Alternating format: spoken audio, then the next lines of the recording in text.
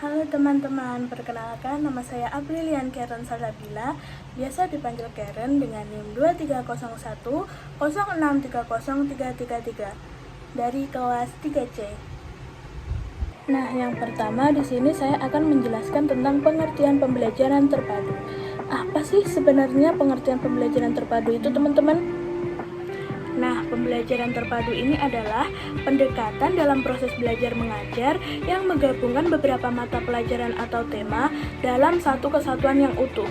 Nah, tujuan dari pembelajaran terpadu ini adalah untuk memberikan pengalaman belajar yang bermakna bagi peserta didik dengan mengaitkan berbagai konsep dari disiplin ilmu yang berbeda-beda secara relevan dan kontekstual. Nah, dengan melalui pembelajaran ini, peserta didik lebih mudah memahami materi karena mereka melihat hubungan antar topik. Nah, selanjutnya ada kelebihan dari pembelajaran terpadu. Nah, yang pertama yaitu meningkatkan keterpaduan pengetahuan. Nah, peserta didik dapat mengaitkan pengetahuan dari berbagai mata pelajaran dan melihat keterkaitan antar konsep sehingga meningkatkan pemahaman holistik mereka. Nah, yang kedua ada membuat pembelajaran lebih bermakna. Nah, peserta didik di sini belajar dengan konteks yang lebih dekat dengan kehidupan nyata, menjadikan pembelajaran lebih relevan dan mudah diingat. Nah, yang ketiga ada dapat meningkatkan motivasi dan partisipasi. Nah, dengan topik yang bervariasi dan cara penyampaian yang interaktif, peserta didik lebih termotivasi dan aktif dalam proses pembelajaran. Nah, namun dalam pembelajaran terpadu ini juga ada kelemahannya, teman-teman. Yang pertama yaitu memerlukan perencanaan yang lebih kompleks. Nah, pendidik harus merancang pembelajaran yang mengintegrasikan berbagai disiplin ilmu sehingga memerlukan persiapan yang lebih rumit.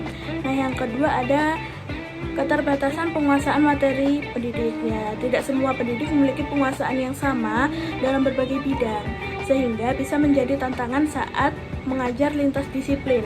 Nah, yang ketiga ada keterbatasan sumber daya. Nah, penerapan pembelajaran terpadu ini seringkali membutuhkan sumber daya yang lebih banyak, seperti bahan ajar yang mendukung integrasi antar mata pelajaran. Seperti itu. Nah, selanjutnya ada langkah-langkah dari pembelajaran terpadu. Yang pertama yaitu identifikasi tema atau topik utama. Nah, pemilihan tema atau topik yang relevan dan bisa diintegrasikan dengan beberapa mata pelajaran. Nah, tema ini sebaiknya bersifat umum dan sesuai dengan kehidupan sehari-hari peserta didik. Nah, yang kedua adalah perencanaan dan desain pembelajaran. Nah, di sini pendidik melakukan perencanaan pembelajaran dengan mengaitkan kompetensi dasar dari beberapa mata pelajaran yang relevan dengan tema yang dipilih. Nah, langkah ini juga mencakup perencanaan kegiatan dan media pembelajaran yang akan digunakan.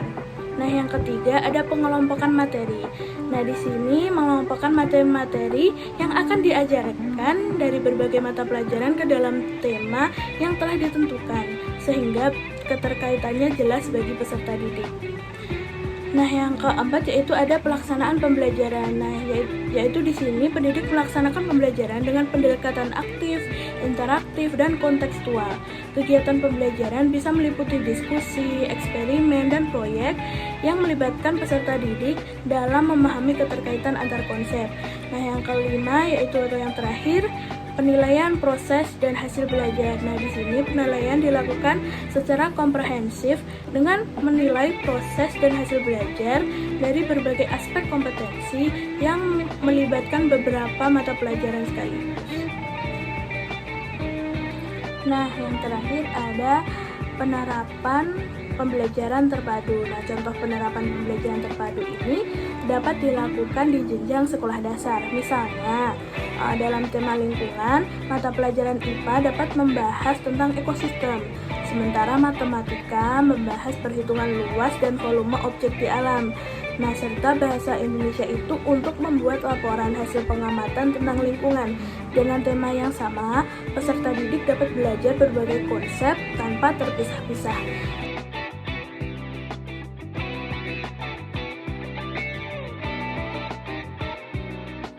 Demikian dari saya. Terima kasih.